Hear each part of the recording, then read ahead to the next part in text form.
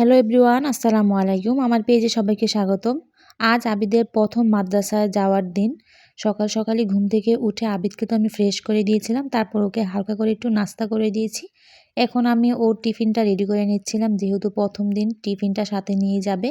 তার জন্য আমি এখানে নুডলস রান্না করছিলাম। নুডলসটাকে সিদ্ধ করে নিয়েছি, তারপর কিছু সবজি দিয়ে নুডলসটাকে রান্না করে নেব।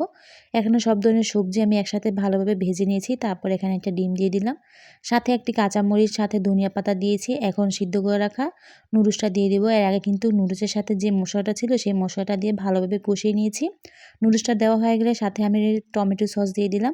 এখন ভালোভাবে সব কিছু মিশিয়ে নিয়েছি। তারপর গরম অবস্থায় আমি একটা বক্সে ভরে নিয়েছি, সাথে অল্প একটু সস দিয়ে সাজিয়ে দিয়েছিলাম।